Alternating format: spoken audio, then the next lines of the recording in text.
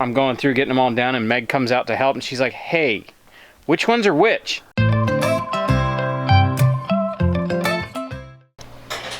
There you go. Are you all ready to go outside? All right, find your boots. Even though it's really nice, you probably don't need boots. Yeah. Good morning, beautiful people. Yes, I'm starting it right here. You're trying to, well, it's not morning anymore. I'm trying to edit. Running late today. Yeah. And cooking all of the things. Yes, I've got bread rising, yogurt's making, sourdough's souring, and I'm canning some beef. Oh, and corned beef. Pickling or corned beef. Corning. All right then. Well, I'm going to go outside. I'm going to take the wee one because she's really trying to finish this vlog. She's helping you. Yeah, so much helping. All right. I got some outside stuff to do in the greenhouse, and that's a perfect excuse to take this one. Cool. These are so tired of being in this container. All right, let's go to the greenhouse. Oh, it feels nice in here. All right, so if you guys remember, these are Osage orange, Bodark, depends on where you're from, what you call them, Boise d'Arc. These are from seeds that people sent me right around Christmas, really. It was like fall. I just saved seeds off of one of the Osage orange fruit. I just started the seeds. I have a whole tray of seedlings. I need to get these up potted. I need to get other stuff up potted too, like our peppers are ready to be up potted. They're kind of having a hard time being stuck in their little pots. It's time. They can't live in there forever because they run out of nutrients, they run out of room to grow, and they just kind of, honestly, they look like they want to die. Same with these. I have started actually losing some of these Osage oranges. You can see the ones right in the middle that are right up next to the light. The light is actually too much for them because they're too tall, and it's just kind of, they're not doing too good. And I've already replaced a lot of them. In here, this was one that died, and I just reseeded it. So it's coming up. But you can see some of these, they're just having a hard time. So I'm gonna get them up potted, start them on their little happy ways to being very big, thorny, hateful trees. In case you didn't know, I'm gonna use these as kind of a natural fence along part of our property. It's in a place where the neighbors won't see. It's kind of up on the edge of the woods. But nothing says, like, stay out like a wall of thorns. These are actually a really thorny tree. I'm growing them for not only the screen and the impenetrable fortress that they will turn into, but also the wood. The wood is one of the hardest hardwoods in North America, if not the hardest. Osage orange is really up there, and it would kind of be cool to have that. So let me go grab some pots, and I got plenty of dirt to use, so I'm gonna get started. I'm just gonna use cups from last year. They've already got holes poked in the bottom, so it kind of eliminated a lot of the work. And I have 40 of them, which I believe will get me close. I think I have, we'll have to count. I think I have more trees than that.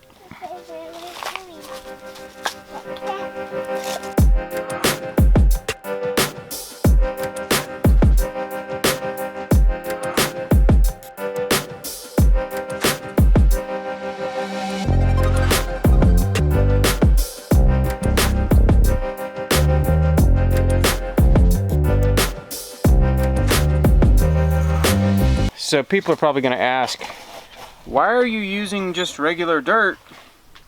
You know, your garden soil, why not use potting soil? My thinking is these aren't as valuable of a crop as, say, like our vegetables. So I'm just saving my potting soil. And honestly, these will ultimately be planted in our dirt.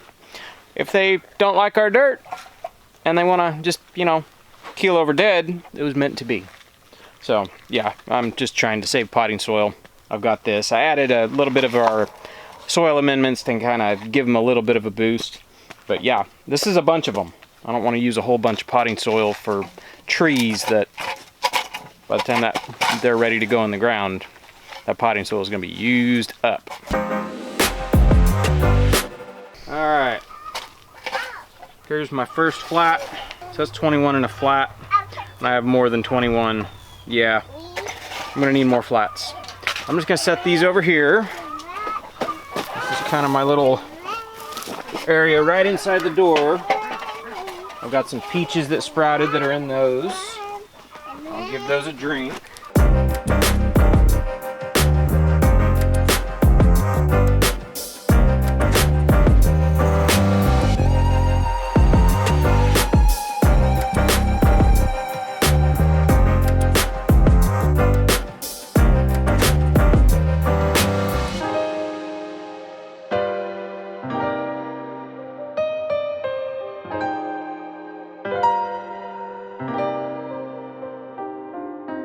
All right, I need 26 more cups. That's how many trees I have left.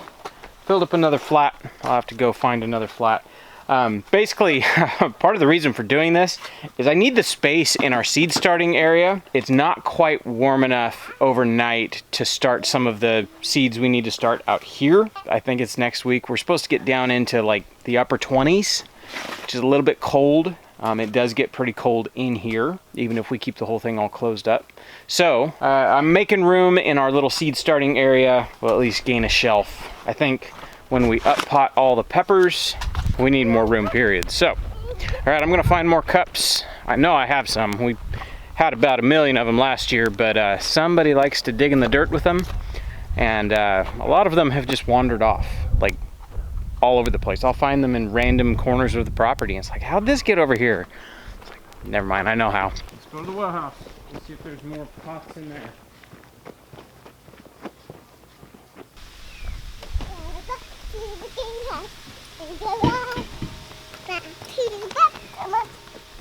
All right, the wee one found me some square black pots.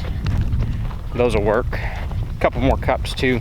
I still don't think this is enough. I think I'm gonna need maybe like 10 more after this.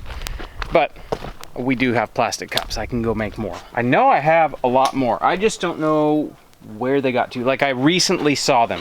I hate that feeling. It's like, I know this thing I'm looking for is somewhere because I've seen it, and then you can't find it. Oh well. Finish doing what I'm doing, and then once I can't go any further, figure something else out.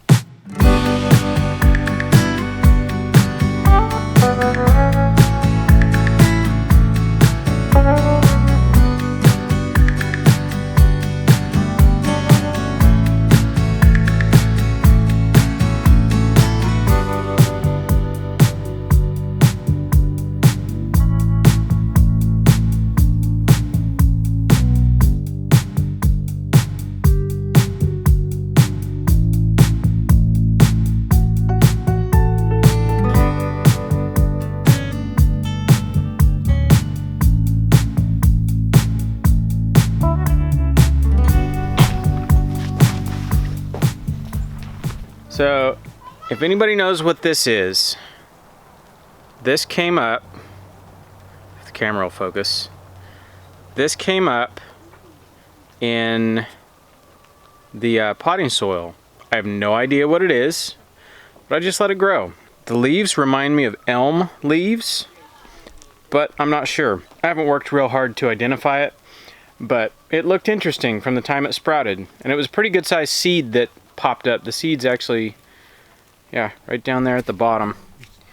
You can see the seed in there if the camera would focus. But yeah, I figured I'd let it grow. We'll see what it turns into. It's kind of interesting. Nice red color, turning into dark green.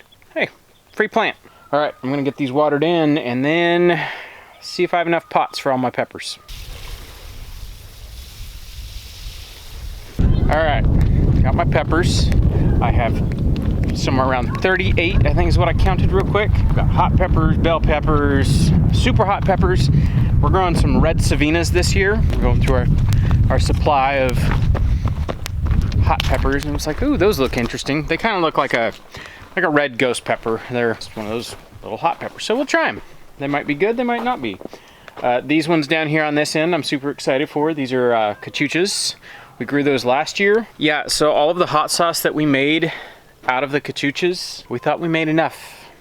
We eat that stuff like it's going out of style. We have 1 jar left and I'm saving it. Think we might make it until pepper season, but we still got a few months to go before these things get big enough to start producing. Guess I'm gonna do the cup method.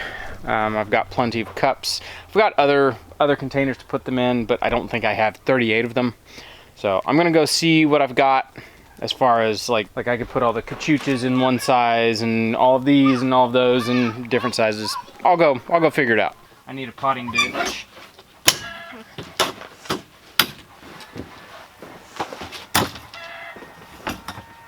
I can tell I'm getting older. Being bent over, huddled up on the ground, I just ain't about that life anymore. My back's all locked up just from planting, 50 some odd trees. I've got folding tables, so I'll grab a folding table. Guess this means it's time to build a potting bench back here in the back corner. It would be pretty handy right now. I'll get to it when I get to it. Add it to the list.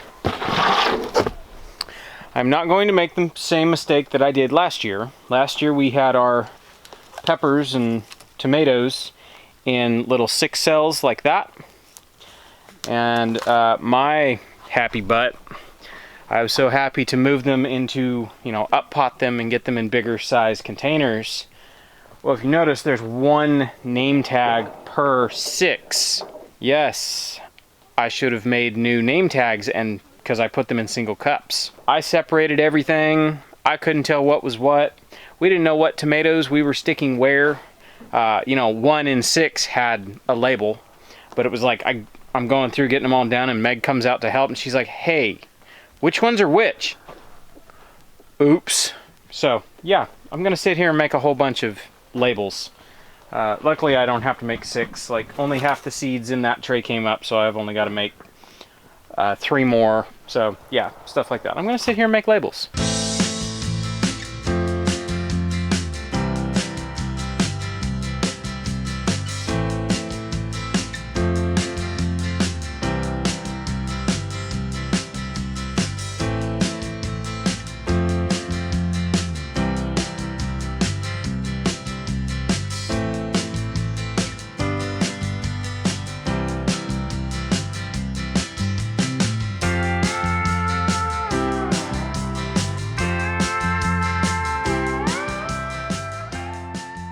There we go. Got them all labeled, up potted to the next size pot.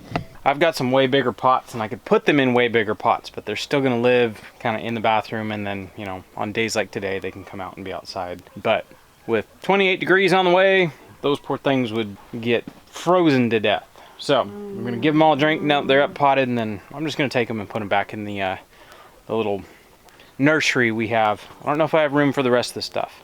Got a whole bunch of asparagus that I need to get out and plant in various places, but I don't know if I want to plant it just yet. Yeah, in the 20s, that'll annihilate all those things, but asparagus is pretty tough. It'll just die back to the ground and then come back later, but we'll see. All right, so going in the house, taking those peppers, putting them back in their little nursery. I have those 200 count flats of onions.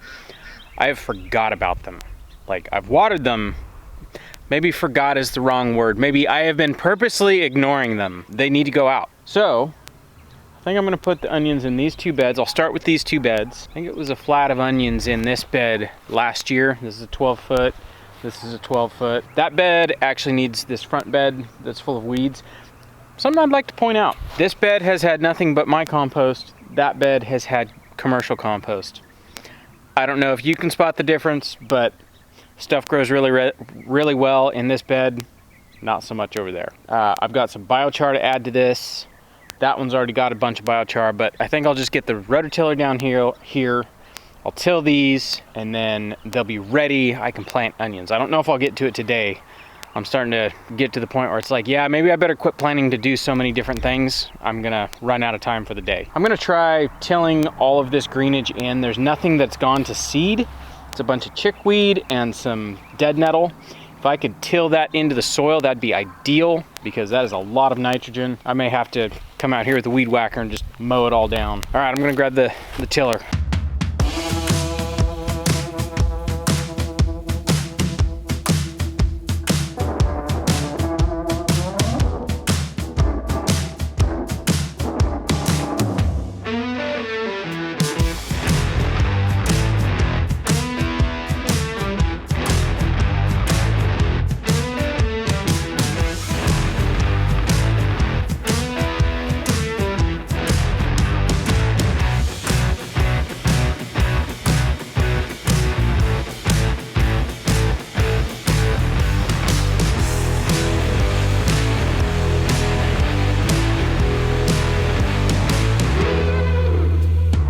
It's a beautiful sight. Wonderful smell as well. I just need to pick up the dirt that flew out of the bed. We are ready to plant some onions. Here comes the horde. We got an extra one today. Penelope, if you guys know who that is. Lorraine's over here visiting Meg today. Go check out Sow the Land. They're doing some amazing stuff on their 14 acres, building a homestead from scratch. It's quite intriguing to watch. It's exciting. It reminds me of when we first got here and we were in over our heads. And it sounds like they are moving to adapt to being overwhelmed with stuff, and they're rising above all of it. Sister, are you having fun too? What are you doing? Dad. What? Dad. Whoa, what is that on your shoulder? A lizard Where'd you find that? in the woods. There, we got a grape. That's a cool looking lizard. That looks like exactly the same one we found this time last year. It might Might be the same one. So make sure you put him back when you're done.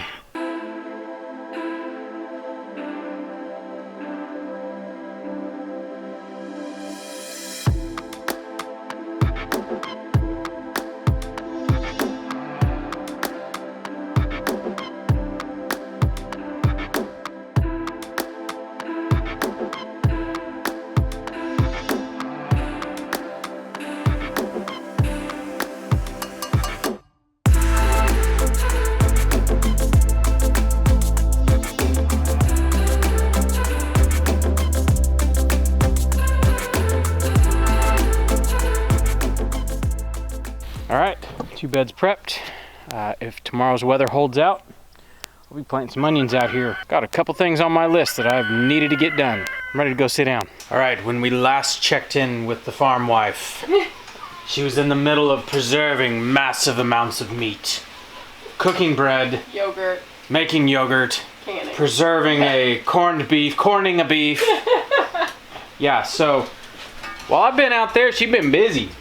Look at this. She just pulled this out of the pressure cooker. That is a beautiful sight. All right, so for dinner, you got Poke chops. Pork chops. I guess it's like cutlets, actually. I didn't have any more like full-on pork chops with like all the fat and everything on them. So I just took a tenderloin and I cut it. which this is why we personally, when we cut up a pig, we usually leave tenderloins whole because Or the loins, I guess. or yeah, loins, not tenderloins. Because we like having the option, hey, do you want pork chops or do you want to take this loin and split it open and cram it full of like cheese and mushroom and garlic and good all the stuff good and then stuff, yeah. roll it back up and wrap it in bacon and cook it. That's an option. Yeah, that's an option too.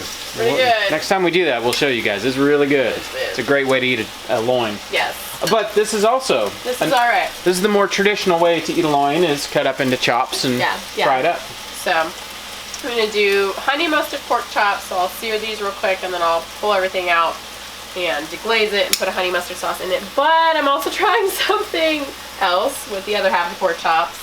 A student at our class this last weekend was explaining to me how she does pork chops, and she said she seasons them, sears them, and then you put mayonnaise on them and then cheese and you stick them under the broiler. Ooh. And I was like, that sounds heavenly. So I'm gonna do that with some of these. So I've got some Swiss cheese and I got some blue cheese. So I'm gonna do Try of different each. kinds of cheese. And I just made fresh mayonnaise. So that's fantastic. All right, I will be a guinea pig. Okay. Yeah, so I mean, they look amazing. no, I don't think so. Oh, you don't think anybody else is gonna like them? No, in fact, I'll get rid of these for you. Oh, okay. Thanks. I appreciate it. I can help. I love how you sacrifice No, yourself for a family. You better stick with those honey mustard ones. I'll take care of these cheesy ones. Those look really good. They do. Like, I'm drooling. All right, so we got honey mustard pork chop. We've got a cheesy, probably not going to be very good, so I'll take everybody's if you can't eat them. Should just send them down now. Caesar salad, rice. My body is ready.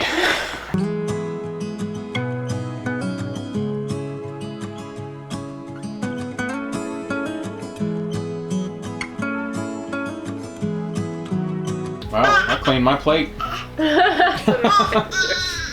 You cleaned your plate? I did. That Brett's was almost good. done cleaning his. I think he's on like thirds. All right, dinner was fabulous, actually. It was really good. I'm not usually a big fan of blue cheese, but the blue cheese pork chops were pretty good. Yeah. I really liked the Swiss. That was good. It'd be good with like a tangy cheddar, like a sharp Yes, cheddar. it I would. bet you that'd be really good on a pork chop. Yep.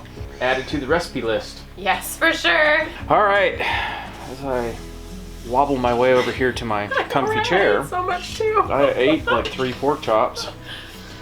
All right, we're gonna end it right here. So we will catch you guys on the next one. Bye.